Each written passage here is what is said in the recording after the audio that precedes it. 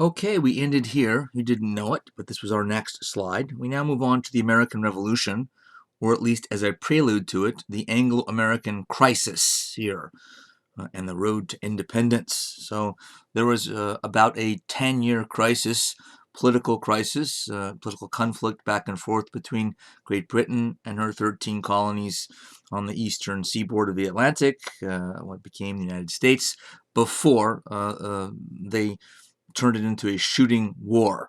And both sides tried to some degree, settle things short of war, but it didn't work out that way. One of the precursors to the war was a previous war, the French and Indian War, as it's known, at least in North America. This was part of a larger war known as the 7 Years' War, which took place here in North America, Europe, and India. The major combatants in this huge, what one could call global war, were Great Britain and France, the number 1 and 2 powers in Europe, possibly the world at the time. And the American colonists, since they still were colonists and citizens of Great Britain, fought on the British side in the war against the French. The title of the war, French and Indian War, is somewhat misleading. What it is meant to indicate is that the French, with the support of a number of Indian or Native American tribes, fought against the British and her colonists. But Native Americans, actually a few tribes, fought on the American side, British side, and a few of them remained neutral. But French and Indian is supposed to indicate that they were allies, and fair enough as far as it goes. So how did one war, this one, help to cause the next, the American Revolution? Well, as it says on the screen, there was friction between the two allies right from the start, between the colonists and the British. Bad blood that lasted well after the war. So, because it is an odd thing to say that one war in which two combatants were allies helps to cause the next war where they're enemies, against with each other. But this is the case. Colonial merchants, American colonists in business, were trading with the French and other European countries even after the war was underway, which certainly riled and rankled British leaders back home, business people back home as well. On the other side, the British undertook some high-handed policies coming from the British Parliament, gave officers in the British military a great deal of power over other colonial officers in colonial state militias or colonial militias themselves. They weren't states yet. And among them was the power to billet troops, which meant a British officer could come into any town and just tell the leaders of that town, whether it's in Pennsylvania or New York or wherever, you're going to put up some of our troops. This family and that family in this house. So this many troops are going to stay here and there, and you didn't have a choice. Although there was a lot of pushback, and sometimes the British had to back down. But this was a major source of ongoing kind of conflict, even though they're allies during the war. British officers also, as an order coming down from the English Parliament in London, that British officers outranked colonial counterparts, so that a British officer always outranked a colonial militia officer. You can see how well that's going to go over with the Americans. So that, plus, of course, and this is the most well-known way in which the French and Indian or 7 Years' War is seen as a cause of the American Revolution. This war, as you can see, a lengthy one, fought on 3 different continents, was ruinously expensive for all sides, particularly the British and the French, the major players in the war. So much so, the British were badly in debt afterwards, and this is what led them for the first time ever to internally tax the American colonists. For 150 years, depending on when each colony started, but roughly speaking, the British had mainly left major decisions about domestic affairs, particularly taxation and budget questions, in the hands of the colonial assemblies, their elected legislatures, and didn't impose their own tax laws or budget laws on the colonists. But that all changed after this war because of the debt. It was probably a bad decision. Benjamin Franklin, who was living in London as a diplomat through this time, warned the British that these taxes weren't going to go over well, but they didn't listen and did it anyway, which started off the crisis. The Stamp Act is usually seen as the moment at which a true political crisis began.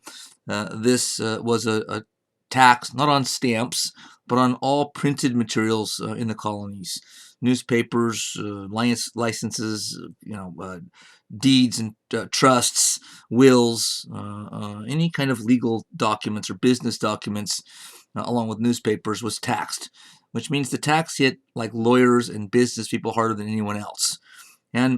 But it affected all the colonists. Everyone was upset about it from the beginning. This caused absolute furor up and down the colonies from the moment that the colonists learned about this. And it wasn't so much about the money out of pocket from the taxes, though some people were hit harder than others. This was from the beginning about rights, perceived rights of the colonists, their perceived rights as English citizens, British citizens. So this was a question of principle and a question of rights. It was seen as a violation of ancient liberties, as English British citizens, the colonists believed they had rights under the English Constitution, which went back centuries. Rights, of freedom, going back to John Locke as a philosopher, but beyond that, in practice, in real life. So the British saw this as perfectly reasonable, since they had sent troops to the colonies, to the Americas, to fight against the French, who were imposing their will and taking territory closer and closer to the colonies, like Pennsylvania and New York and Virginia. And so from the British perspective, they were just helping out what could have been an invasion by the French at some point, someday. So why shouldn't they be willing to pay or forced to pay taxes, since we helped them to defeat France? By the way, Britain did win the 7 years or French and Indian War over France, but just it cost them a great deal of cash. The colonists were also still much more lightly taxed than their counterparts in most of Britain itself.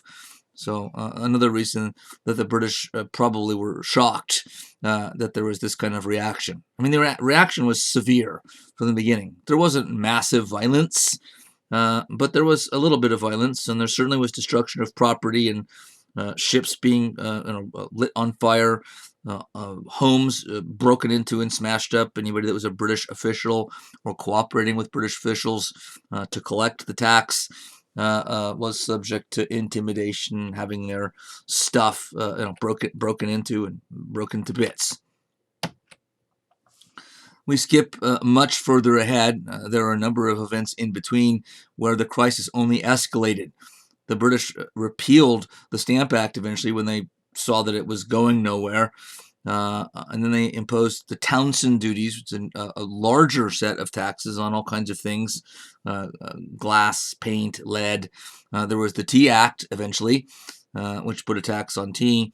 There was the Boston Massacre in 1770, when the British sent up more troops to garrison Boston and the Massachusetts area, which didn't set well with the colonists, and in sort of a dangerous kind of crowd mob situation, British troops fired into a crowd and killed several innocent colonists. And the colonists used that they were certainly horrified and angry, legitimately, that they were fired upon by British troops, although the troops did have, were ducking bottles and rocks before they even opened fire. So there was an element of fear, I think, there on both sides. Certainly counts as a crime. But it's called the Boston Massacre. And this is interesting because several people killed under, not understandable circumstances, but not exactly under circumstances that you'd say this is first or even second degree murder.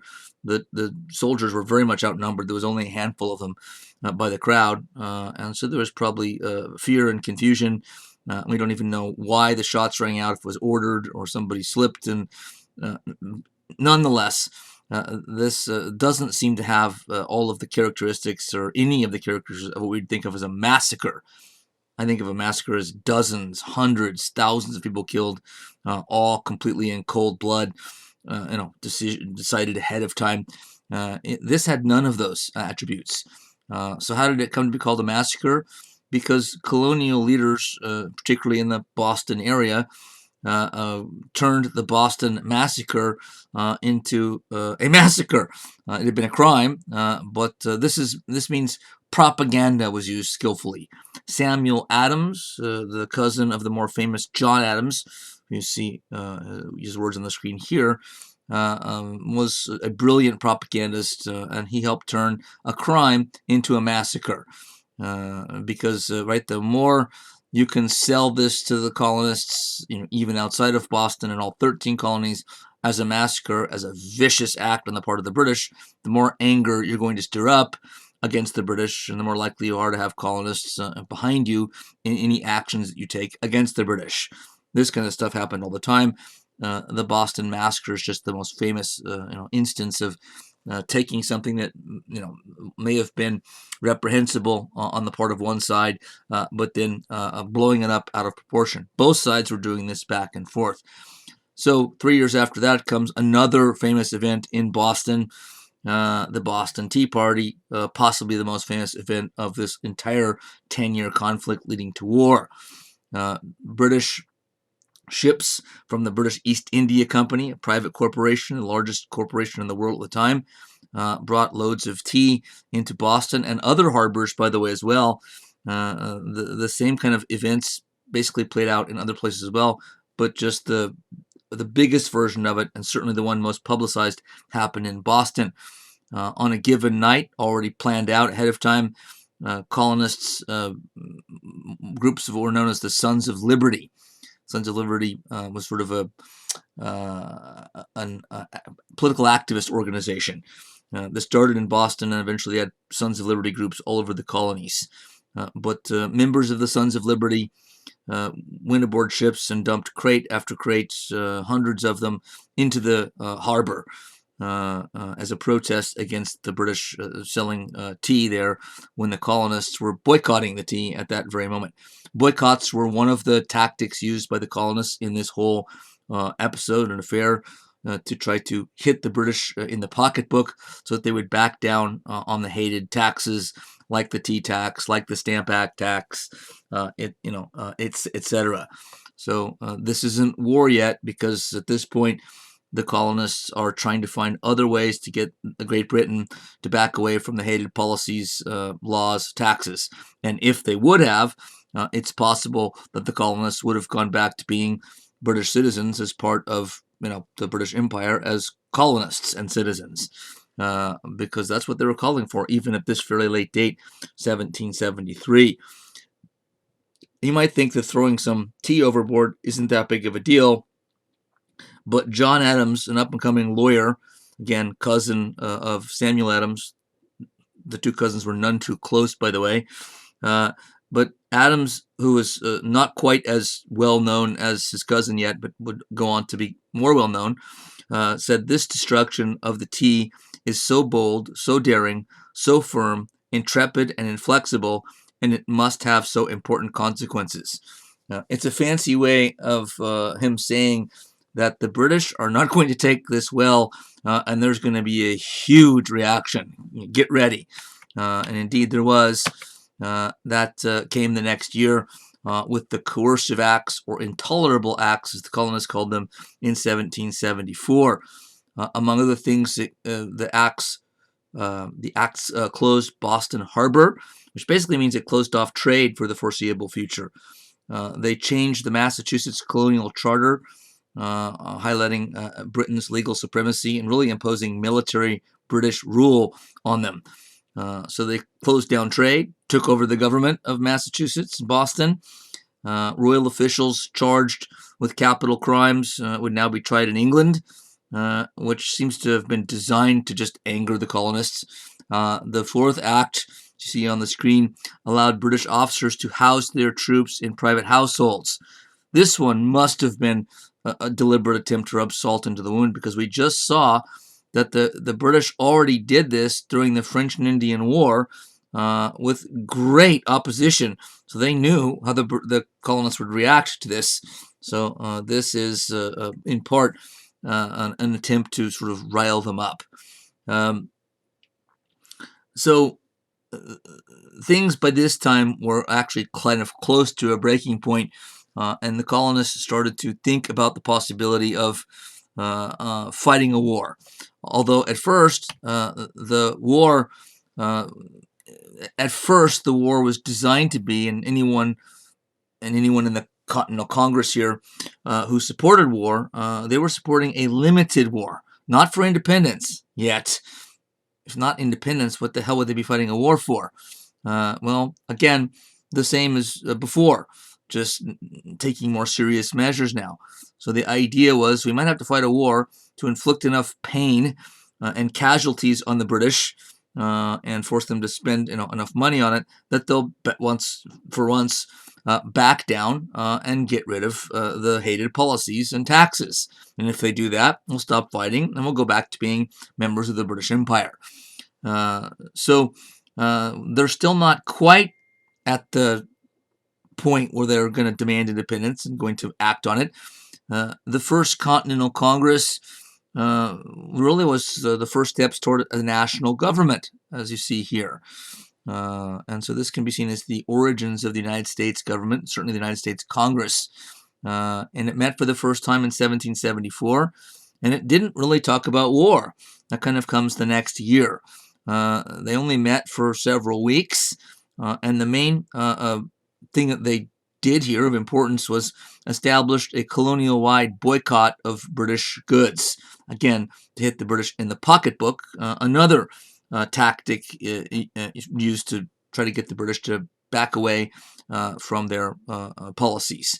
So, and before this, there'd been all kinds of boycotts in place up and down the Atlantic seaboard, but they'd been done sort of differently and separately in each colony. So the First Continental Congress gets together and sort of brings all of these boycotts together, or tries to, into one sort of unified whole, which could be ostensibly bigger and better organized kind of from the top, one sort of centralized boycott instead of several decentralized, spread out boycotts. It gave them advantages of being able to do it more effectively. But the First Continental Congress also is a sign of something else, and that is the gradual, somewhat slow recognition on the part of the colonists here that if they're going to defeat Great Britain in political back and forth and or war, they're going to have to be unified. They're going to have to work together more. The 13 colonies heretofore had not worked together very much. They were British colonies, English-speaking primarily, basically people from England and their descendants, English culture. So, but they didn't cooperate politically very often, if at all. And so there wasn't a history or any kind of institutions that were already in place to do this. The First Continental Congress was really kind of the first, and you could say even somewhat mild attempt to bring about sort of a united country. In the next year, 1775, the Second Continental Congress met. Some of the same members came back, selected by their home colonies again, now becoming states rapidly. And the Second Continental Congress sat through the entire American Revolution, with the dates you see here, beginning in 1775. And the Congress quickly became the national government. So this was the U.S. government. And so we have to kind of keep this in mind as we go along. If I mention the Continental Congress here, from here out, I'm talking about the U.S. government. What was the U.S. government during the Revolution? The Continental Congress. What about the president? There was no president. What about the Supreme Court? There was no Supreme Court. What about the CIA? There wasn't one. What about the State Department? Wasn't one. What was the U.S. government then? It was the Continental Congress. That's it, period. Few dozen elected or selected representatives from their respective states sort of getting together in one location, usually in Philadelphia, but sometimes they had to be on the move with the British on their heels. And so the Congress, Continental Congress, is the U.S. government. So the revolution breaks out in 1775 when the Second Continental Congress decides it's hopeless to try to negotiate with the British any longer, and the only way forward now is not just a war to get the British to stop, to repeal their hated laws and taxes, but a war for complete and permanent independence, to form a separate country, forever. So fighting for independence now, and also fighting to create a democratic republic centered on liberty and consent of the governed. So a lot of principles of great importance that are still part of our value system and our political system and political value system were put in place right here at the beginning of the American Revolution. We'll kind of come back to that idea in a moment. The Continental Congress selected as their military leader, commander of what became known as the Continental Army, George Washington. And he was not the only person that was kind of had a chance of getting this job. There were a number of people in the Continental Congress that had experience, military experience during the French and Indian War, he being one of them. And he didn't even have that much experience. Nonetheless, he was chosen, and it ended up being a good choice. Washington, as a military leader, was, I would argue, one of the greatest, and maybe the greatest in our entire history. He pulled off a victory, meaning in the entire war, that was, to put it mildly, an upset. Keep in mind the colonists are fighting for independence against what we could argue it was the number one country in the world in terms of wealth and power. So the colonists said their work cut out for them, and Washington really did, since it's kind of up to him to find a way to fend off the legendary British military. And he did so without being a brilliant strategist and tactician himself. Unlike, say, a Napoleon-type figure who comes a little bit later in history, who dazzled you with his victories on the battlefield and with his command of X's and O's, and Napoleon could beat you like a master chess player could beat you in 8 moves. Wow, how did he do that? He just totally outmaneuvered and outthought you. Washington didn't operate that way. But as I say on the screen, he was a common sense leader of the first order. He was steady, trustworthy, prudent, cautious, flexible. He made solid decisions from common sense and experience. He wasn't rash. He didn't panic. You could trust him. He gave his troops a sense of confidence because he seemed to have everything in hand, and he did. But those aren't flashy characteristics. But they're, again, that's a formidable arsenal of skills, traits, characteristics to have as a leader. He had to, on the fly, because all this stuff happened, quickly, had to learn himself and how to teach others, both officers and enlisted men, in these various colonial militias that he's turning in, at least in some cases, to Continental Army troops, to fight and think continentally. What does that mean? It means nationally. That's the way they said it in those days. So remember, these colonies had very little to any history of thinking and working together as a unified whole. And he realized quickly that's going to be a problem, because if we can't get them to fight as a unified whole, we're going to lose without being a unified whole. So he had to figure out faster and more in more of an emergency situation than anyone else how to do this. So one of his, I think, greatest attributes was figuring out how to do it quickly and realizing that you'd have to treat different troops from different parts of the colonies differently because they have different subcultures. Troops from some places you can kind of boss around, order around, and it'll work. Other troops from other places don't operate that way. So you have to sort of adapt your leadership style to the different sort of cultural milieus that you find yourself dealing with. Maybe the crucial feature of his leadership overall was what's sometimes called the Fabian insight. Fabian tactics in warfare are another way to say what we now call guerrilla warfare, which means fighting kind of an unorthodox style. It really is used by one side in a war when they have a manpower and or firepower disadvantage over the enemy or against the enemy. And so with that disadvantage, they have to find another way to fight, meaning they can't really match up going toe-to-toe with the other side because they're outnumbered and outgunned. So they fight in any way they can. A lot of surprise attacks, attacking at night, ambushes, destruction of supply depots and convoys, carrying goods, wagons of goods in this case. Surprise attacks. I already say that, etc. So, and it's kind of like a nitpicking way to fight. You avoid open pitched large-scale battles, and you have a few guys show up and fire off a few bursts here and run away and show up the next day and do the same thing. And the idea is to wear down the other side and to frustrate them, to break down their morale. Because even though you're not winning battles necessarily, you might, in fact, as Washington did, be losing battles. George Washington lost more battles than he won, actually by quite a bit, because he did have to fight some large-scale, pitched, kind of European-style battles, which you've probably seen in the movies before, where these guys sort of looks crazy to us, right? They're in bright uniforms and they're in rows, shoulder to shoulder, marching white out in the open, and they get into close range to the other side, and they both kind of stop, load their weapons, and start firing back and forth at each other. It looks nuts. There actually is more rhyme and reason to it than you might think, but we won't get into that here. Nonetheless, Washington did avoid that at some times because he lost most of the time that he did it that way.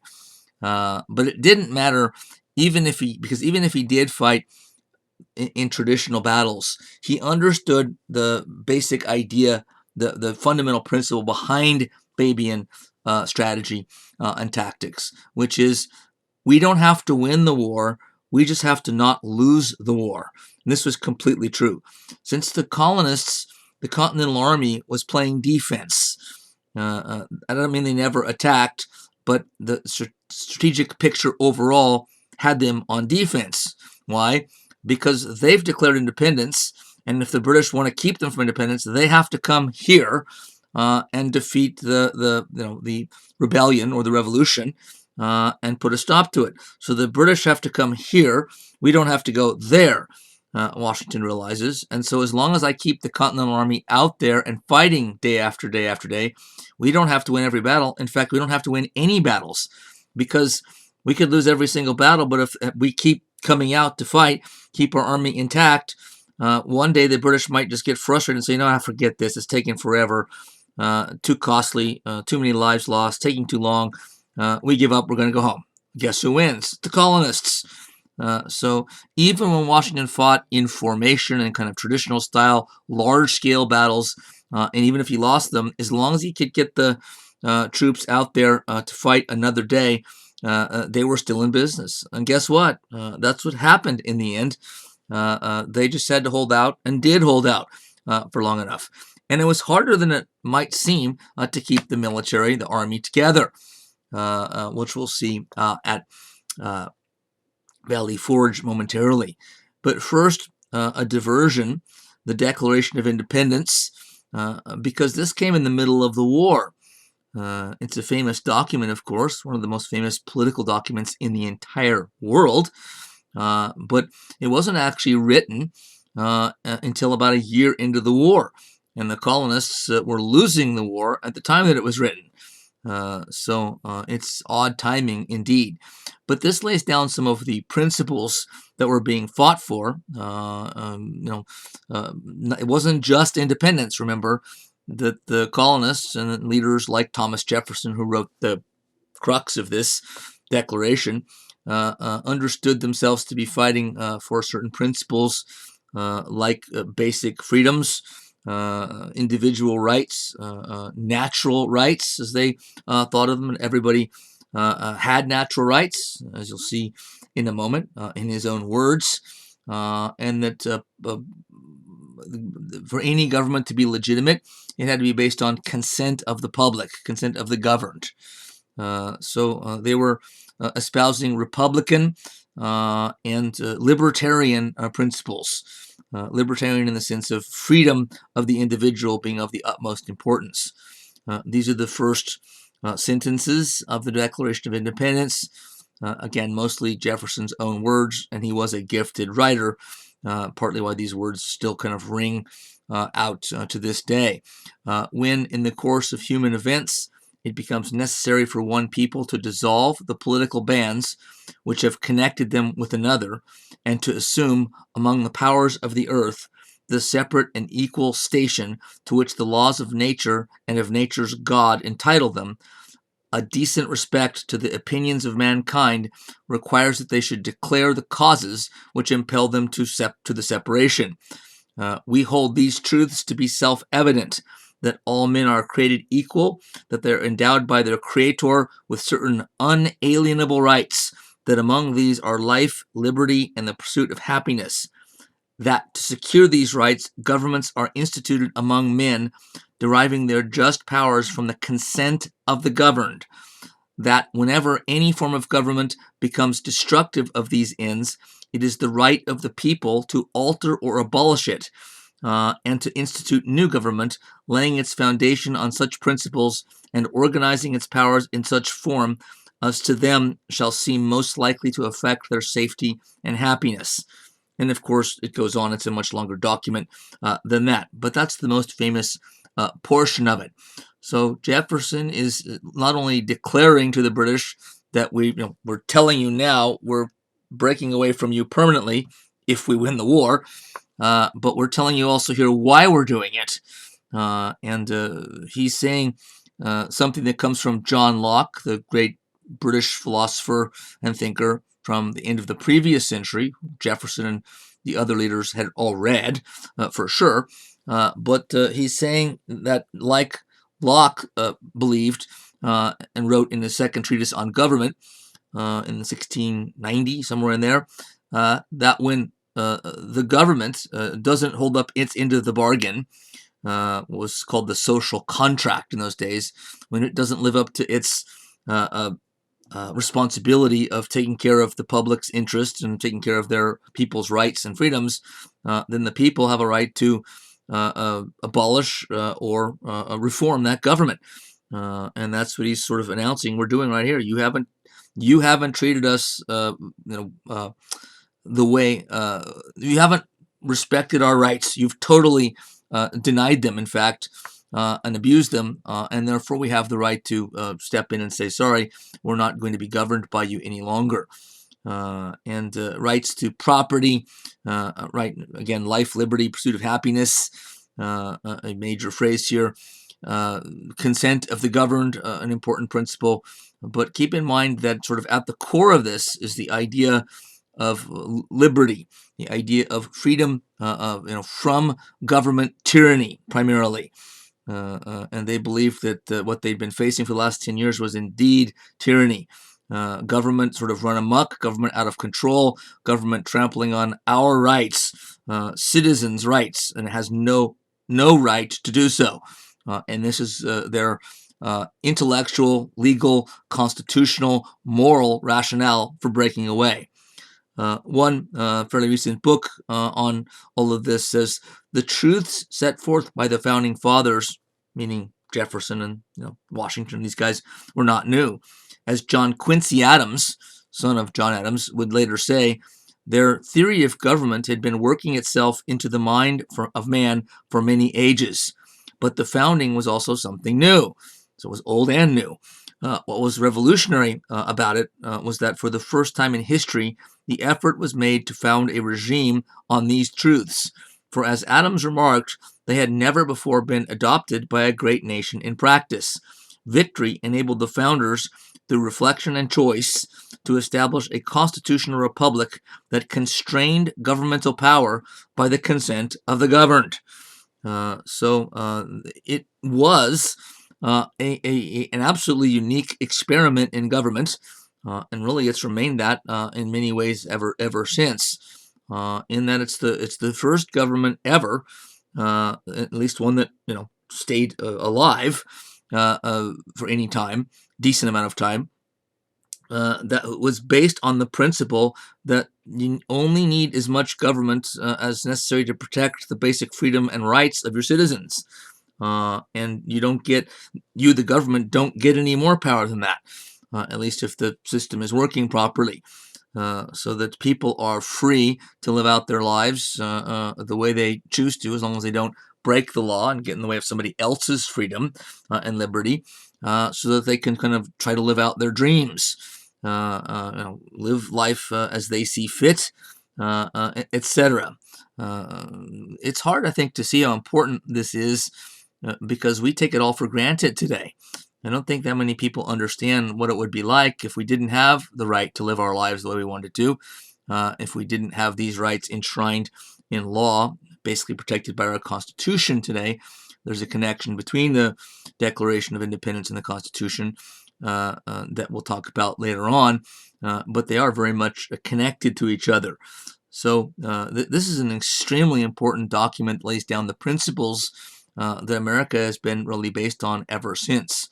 It is, I think, worth noting that right now some of this is being debated because there are it's a worthy debate on both sides. Those that think that the Declaration of Independence should be superseded, done away with, because it hasn't lived up to its charge. But there are those that think, no, it has lived to its charge, or at least it should, that the principles aren't what's wrong. It's the way that they're applied or not applied that's what's wrong. If there's problems, it's not the Declaration of Independence. It's that people, political leaders, whoever else, are not abiding by the Declaration of Independence. So the Declaration itself and the principles have been greatly sort of debated heatedly in recent times. Washington showing us that what I said before, that all he had to do was keep the Continental Army together, long enough for the British to get frustrated and go home, wasn't so easy. Easier said than done. I give you Valley Forge in the winter of 1777, 1778, a famous episode in the Revolution, a huge crisis during the war that could have seen the end of the war with a loss for the colonists. This isn't the only time that the colonists almost lost the war. Washington almost lost, but it's the most famous one. And this wasn't about battles. Both sides, as was really the custom in European-style warfare, and that's what this was, didn't fight during the wintertime. Everybody broke the rule once in a while because they're not written down, and who's going to enforce it? But most of the time, both sides in a war would agree not to fight or fight much during the wintertime. Things didn't work very well. Guns jammed and froze. Wagons full of supplies slid off icy roads and crashed into the trees, and everything sort of got messy and hard to do. So they kind of went into winter quarters much of the time. The previous winter, Washington had fought some, so he'd broken the rules, but this winter he had them bivouac at a place called Valley Forge, Pennsylvania, and the army, as always, was short of supplies and everything else: food, blankets, medicine, bandages, ammunition, but in this case especially food and warm clothing and blankets. And this was in part because the Continental Congress, which we know was the U.S. government, did an abysmal job of supplying the Continental Army, which actually was its main job during the whole war. So I always argue that this is arguable, but that the Continental Congress really didn't do anything to win this war. In fact, they might have hindered the war effort. George Washington and the Continental Army that was out here suffering and really sacrificing are the ones that won the war. The Continental Congress is well known not to have done a very good job, but I think it's worse than that. One historian in a recent book said, during the Valley Forge ordeal, over 300 officers had resigned Washington had decided that pensions for his officers was the solution to the dissolution of the army. As was typical of Washington, he's very practical and prudent. He realized, I have to do something to keep officers from leaving, maybe to get some of them to come back.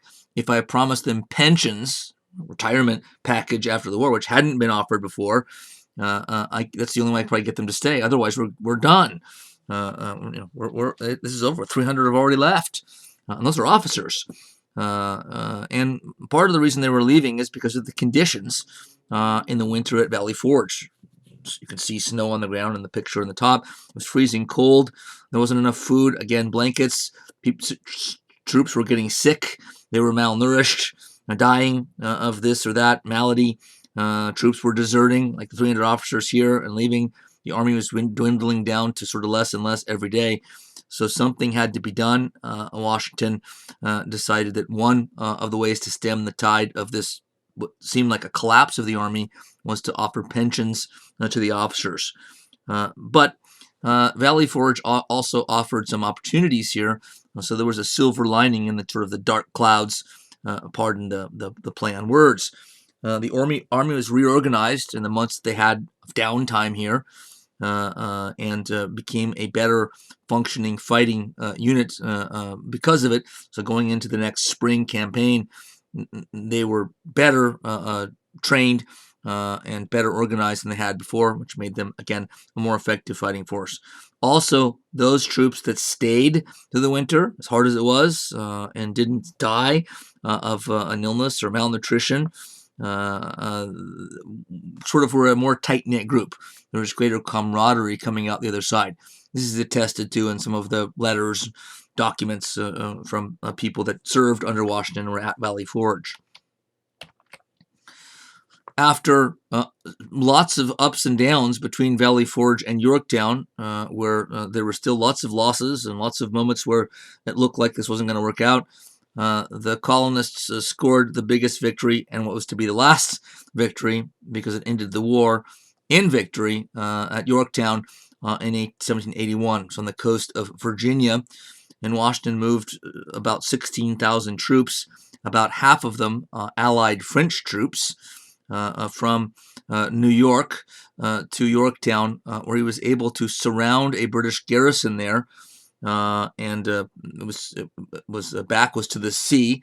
The British had won a naval engagement, so that there was no chance of being resupplied or escaping by sea. I'm sorry, the French had won a naval engagement over the British. The French were American allies. That would have confused everybody if I didn't catch myself there.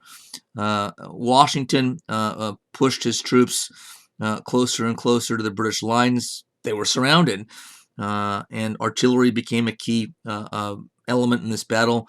And after several days of taking one redoubt or kind of mini fort after another, getting closer and closer to the center location where most of the troops were defending, and then dragging artillery pieces closer and closer and putting down a more accurate and murderous fire because they were closer. The British, under General Cornwallis, finally surrendered, and the colonists captured 7,000 some odd British troops. That doesn't sound that much by modern standards, and it's not. But keep in mind, in this war, there was never more than several thousand troops on a battlefield at one time, and never more than tens of thousands in the entire colonies at one time.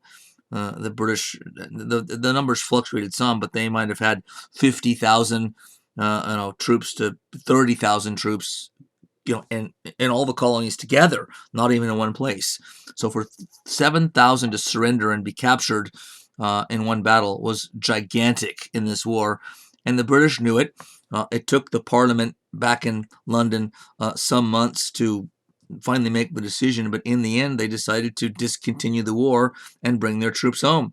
And so Washington had done exactly what the Fabian strategy says you do, and that is you outlast the enemy. And you don't have to win military victories, though he won some. The colonists won some. But they got the British to finally give up and go home, cut their losses, and independence was secured. The United States was born. Washington could have actually tried to take over the country, since he had the only military in his hands. And there were some officers, his own officers, that were encouraging him to do so. Like, make yourself a dictator, make yourself the king, which happens all too often in world history. A general might be fighting for a good cause, but once it's over, that cause might include, democracy, equality, freedom for everybody, etc. But the general, once he gets power, a taste of power, I could just take over here, and I could run the whole show myself. It doesn't have to be democratic. And it happens a lot in history. In fact, what Washington did here is far from the norm. This doesn't happen very often at all. And this famous painting shows what he did.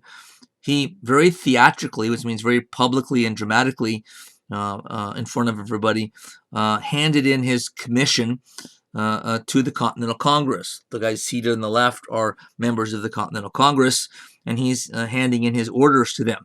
That's basically the job offer they gave him back in 1775, and he's handing it back in, saying, I now resign, I'm retired, I'm going home. And he didn't just do it because he was tired and he wanted to retire and go home, though that's true too. He did it because he recognized this is a symbolic, an important symbolic gesture to show that he had been fighting from the beginning to create a republic, and he wasn't going to ruin that now by stepping in and trying to become a dictator or a king, because that's not what a republic does, and not what someone committed to republican institutions and values does. So Washington turned in his commission as sort of to set a precedent that I'm your employee. The precedent, among other things, of civilian control of the military. Right? He's saying, you guys are my bosses. You're the politicians, but you hired me to do a job to defeat the British, get them to go home. I did. Now that job is over, and I retire, and I'm going home. But you were my bosses, not the other way around. And I'm not going to try to change that by muscling my way into power. George III, the King of England, who was hated by this time, he's the one that initiated the hated taxes and policies with the Stamp Act as its beginning in 1765. When he heard that Washington might hand over power like this and go back home and not use the army to kind of just force his way into power, he said, if he does that, he'll be the greatest man in the world. And that's what he did. So I'm not saying Washington was the greatest man in the world. I don't want to turn him into a hero, but it is rather remarkable what he did. And it's not the first or last time that Washington would sort of take action that sort of put duty to the country before anything else. And this is in some ways what was needed for this country to get off to a rousing start as a republic based on the idea of consent of the governed. Liberte, egalite, fraternite. Forgive my French pronunciation. At one time I could actually speak and pronounce French fairly well, but I'm a bit rusty there. The French Revolution, liberty, equality, fraternity. That's not hard to translate even if you don't know French. Fraternity we can kind of get back to. Liberty, equality, understand. One poet, revolutionary poet, said, if we succeed, the destiny of Europe will be changed. Men will regain their rights and the people their sovereignty. Sovereignty is another word for power. So people will have their own sort of power back, kind of consent of the governed. So some of the principles are the same at the outset of the French Revolution as the principles and values of the American Revolution that we just looked at. Although it didn't end up that way in the end, as you probably already know. So what was the impact of the revolution on France and Europe? Can a bloody revolution ever be justified? And can this one be justified? Well, that's a question, those questions, I guess, that have been debated for a long time. So there's no easy or one answer to the question. Another related question, was this violent upheaval good for France and Europe in the long run? Even if it was bloody and violent, which it certainly was in the short run, did it benefit France in the long run? Which means, might you say, well, yeah, okay, a lot of people suffered, and a lot of innocent people suffered in this revolution, getting oftentimes their heads chopped off at the guillotine. You see a picture of a guillotine and scaffolding for it here. But in the long run, it brought something better for France in the form of democracy, equality, liberty. So it was all worth it. Another difficult question to answer, but certainly an important one to ponder. It is no doubt true that the French Revolution changed Europe, not just France, but Europe for good, and there was no going back afterwards. For better or worse, this thing happened, and there was no turning the clock back to the pre-French Revolutionary days. Some people in Europe wanted to go back to pre-French Revolutionary days, conservatives, but they were not going to get their wish. This revolution also ushered in a number of the modern political isms. I put two, I meant to say two or three, but socialism, nationalism, conservatism, actually more than that. Liberalism and republicanism can kind of be thrown in there as well. So this is where we're going to get to ideology in this class, one of our major themes at the outset of the semester. But by the way, it's my contention. This is just my conclusion. I could be wrong. You should keep in mind I could always be wrong. I don't think I am, but I could be wrong. I don't think that this revolution was justifiable in the end. I believe it's possible France could have become a democracy as it is today, even without this violent, bloody revolution that eventually turned crazy. It wasn't crazy at first, but it turned fanatical, as we'll see. What brought the revolution on in the first place? Well, it wasn't another country taxing the French. This was an internal revolution. The American Revolution was internal in the sense that they were British citizens, but external in the sense that they were already kind of two different societies. The colonists on one side of the Atlantic and the British on the other. This conflict is internal to France, at least until they start a foreign war in the middle of it. There was a dual crisis in 1789, even going back to the year before that. Just bad luck. A bad harvest, a couple of bad harvests in a row, and a financial crisis that was long-term but reached kind of its peak right here. So a very unfortunate conjunction of events or crises. Conjunction, this is when, in term historians use, when two kind of things in history or any society kind of come together that aren't even related, and they kind of happen at that time in that place accidentally. But when they come together and kind of collide, they cause sort of an earthquake.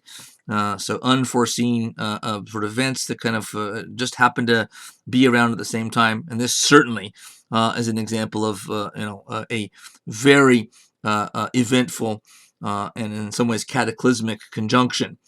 As far as the harvest crisis is concerned, both cold and hot weather damaged or ruined crops in a number of the years of the 1780s, particularly in these later years here. This left peasants, meaning poor farmers. Most of the population were poor farmers in almost all of these societies, but they couldn't meet the tax burden without their harvest coming in as usual. And the tax burden now made it more difficult with the financial crisis there as well. In this series of events, food prices skyrocketed for workers in cities, especially. I mean, if you had your own farm, and even if it was bringing in less food than usual, you might still be able to feed yourself. But if you were a worker in a shop or a artisan that owned your own shop in town, in the city, like Paris, and you bought all your food, you'd have a tougher time. The prices are going through the roof. So a bad harvest economically shows up as extremely high prices for stuff, particularly food. So peasants became resentful, and they had been already of noble privileges. In France, there was great inequality that was even written into the law, at least in our system of government today, at least in the way the law is written, it's supposed to be equal and equally applied to everyone. We know it doesn't always work out that way because there's a lot of unfairness and injustice, and the laws aren't always followed and lived up to. The words don't really mean anything or don't mean enough unless they're actually enforced. All that's true. But in the French system, it was basically written into the law that it was supposed to be unequal. And unequal, of course, in favor of the already rich and powerful, like exemption from taxes. So peasants, poor farmers took the brunt of taxation all the time, every time, and the nobles, for the most part, paid none. Other rich guys paid little to none as well. On the other side, the financial crisis had France deeply in debt, primarily due to the 7 Years' War, the French and Indian War, and the American Revolution now on top of that. Why the American Revolution? Since it's France. Because France entered the war, as we saw, as an ally of the United States in the middle of the war. And so with two kind of wars back to back there, the 7 Years' War and the American Revolution, they're now badly in debt. And the French were not nearly as well equipped to handle a debt crisis, a financial crisis, as the British, because their financial system wasn't nearly as well structured and well organized as the British. So they had a hard time getting out of the crisis. Marketing bonds became difficult. One of the ways to get out of debt is to kind of go into more debt by selling bonds to the public. But when the public or even foreign investors know your government is in trouble, they're more wary of buying bonds because they think they're not going to pay me back. I'm not going to get back the interest, let alone the principal on the bonds. So what's the point of buying them? And to sell any at all, what has to be done then is you have to sort of raise the interest rates to make it more more attractive, so that people are willing to take a risk that the bond might collapse and fail, but they might win big because the interest rates go up. So as a government gets more desperate and becomes less trustworthy, it has to raise the interest rates that it pays on bonds to get any bonds sold at all. But that means then even more government money going out, because everybody that buys a bond now has to be paid back more than they otherwise would have. So this is a very difficult crisis, or dual crisis to get out of, and they are overlapping in many ways, though they're not caused by the same thing. There had been long-term suffering of the working class in France for a long time under a system that gave nobles and other rich people privileges by law, as I already mentioned, that the average folks didn't have. Peasants were taxed from numerous directions by the church, by local nobles, regional nobles. The central government in Paris had little access to education, poor diet, vulnerable to any and every economic downturn, and this had been going on since Louis XIV, 17th century at the least. On the other side, the nobles and the wealthy, and you can see them frolicking there in the picture on the right. I think this is a hunting expedition. Everybody's dressed to the nines and they're on horses and everything's taken care of for them. They were exempt from taxation, had exclusive hunting rights. This one I always like to point out, doesn't sound that important, but it's a great symbol, a great example of how unjust France was before the French Revolution. So what do we mean? The rich and the nobility especially had exclusive hunting rights in most places. So on wilderness territory, only the rich got to hunt. It was illegal for the guys on the left, or from the poor classes there, to hunt on most land. So that's unjust already anyway. But we can take it further, right? Because the poor guy, hunting for food could be a serious supplement to your income. If you don't make much money, or you don't grow much on your own plot of land, going and hunting deer or whatever might be important for the family to get by. But why are these rich people over here hunting on the right? Because their cupboard is bare? There's nothing in the fridge? Are you kidding? They've got food all the time. They're doing it for sport, for fun. So the people who could actually use hunting to keep themselves alive and healthy and their family well are precluded by law from hunting, and the people that don't need it to hunt at all and just do it for fun are the only ones that get to hunt. If that's not an example, a good example of just rank, unfairness and inequality, injustice in a society, I don't know what is. So you can certainly see that many of the French public, the majority, masses of people, average people, certainly had legitimate grievances against the government and the laws of France. There's no doubt about that. And with these crises looming, the king, a guy called Louis XVI, not to be confused with Louis XIV, we've already talked about in this class, convened the Estates General, as is known, a legislative body that met extremely irregularly, so it didn't have the power of a Congress or a British Parliament, and the king called it out of kind of desperation. His financial ministers, one after another, kept telling him the only way out of this crisis now, at least the financial one, is to start taxing the nobility. What? They're going to go bananas if I do that. That's true, but there's no other option. So, in order to try to drum up support for this, he called the representatives of the whole country together from the three estates, the first, second, and third estate, as they were known in France. The first estate were members of the clergy, the church. The second estate were members of the nobility, right, the aristocrats. And the third estate was everybody else, middle class, business owners, lawyers, peasant, poor farmers, artisans, craftsmen that own shops in towns and cities. And each estate was represented, and from each region there were people elected or selected for say from each county. They weren't called counties in France, but let's say it was that each county in our country got to send one or more representatives to the Estates General. And so there'd be a couple from one county that came from the first estate, a couple from the second estate, one or more from the third estate, and so on.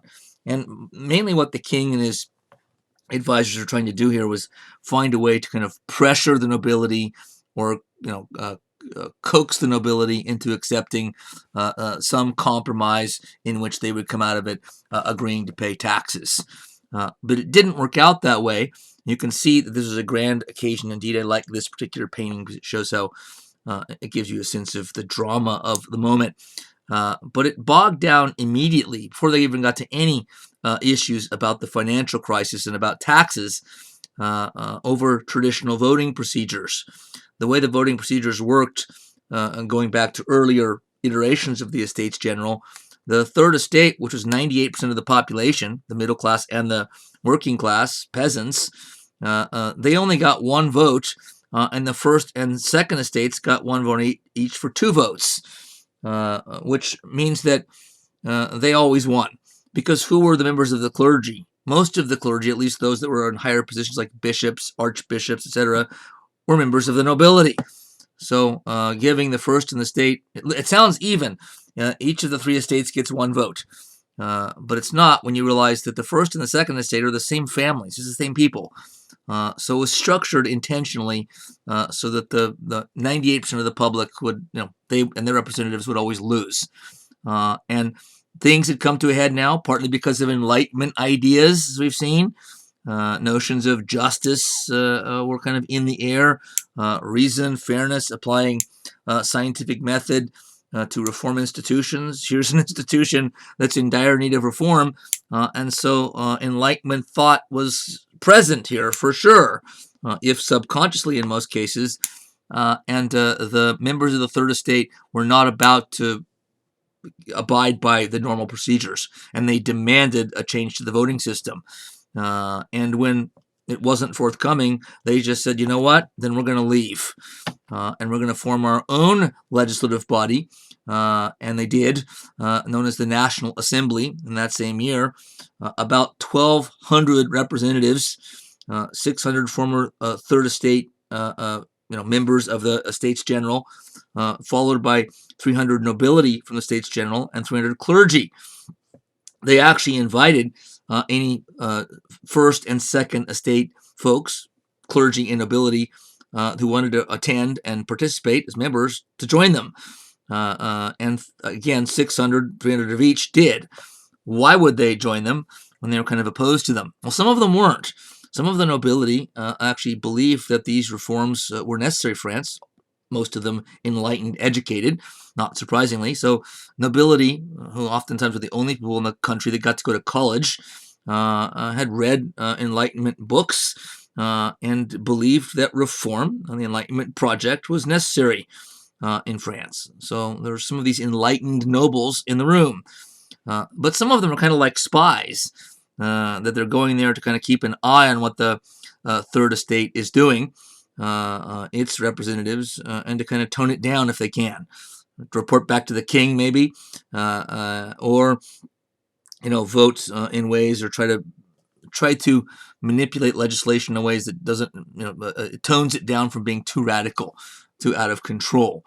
But this was, of course, revolutionary already. These are moderate revolutions at this point, but the moment they formed their own national legislative body, which they had no legal and traditional right to do, they're revolutionaries. So why didn't the king have them arrested in this first moment of revolution? Well, he certainly considered it, but he bided his time and waited and waited and waited and waited, because there were troops kind of mustering outside the city and inside the city a little bit, so everyone was kind of expecting an attack. But he judged in the end that the situation wasn't right for it, because he thought he would lose, that there's just too much support for the revolutionaries, for these folks in this room, from the people of Paris, the average folks on the streets, and he believed there's a real possibility that we'll lose, and my whole regime will go down. I'll probably be deposed as king and arrested, possibly killed. So he waited until the timing was better and he had sort of the upper hand. It's just that he never got the upper hand. The situation never changed. It only got worse, actually. A lot of historians have thought that Louis XVI was kind of a coward and was kind of, meek and weak, and that's why he didn't send the army out. I don't think that's so much true. He wasn't the greatest king in the world, to put it mildly, but I think he actually made a rational choice. The numbers didn't favor him at this point. It's just that he was hoping that it would turn around, and it never did. And so this brings us to the role of the people of Paris in the revolution. They played a huge role throughout. In other cities too, but keep in mind Paris is the capital. And so most of the political action, all of the political action at the national level is happening there. So the people of Paris have sort of unique ability to get what they want, or pressure the politicians, even the revolutionary politicians that they, at least technically support. As Simon Schama wrote one of the great single-volume books on the French Revolution several years back, said, from the first year, 1789, it was apparent that violence was not just an unfortunate side effect from which enlightened patriots could selectively avert their eyes. It was the revolution's source of collective energy. It was what made the revolution revolutionary. So this is, again, he's saying even in the mild early phases of the revolution, where what the revolutionaries were pushing for was still within kind of Enlightenment sensibilities, reason, liberty, progress, the revolution was already pretty violent. It just gets more violent as time goes on. And the people using violence or threatening violence, people of Paris, they're able to kind of get their way much of the time by threatening, surrounding the assembly building and kind of like, hitting their palm of their hand, saying, you're going to go in there and, Mr. Politician, you're going to vote the way we want you to, right? That's what we thought. So they had an inordinate effect on the revolution. These are just the average shopkeepers and workers in Paris.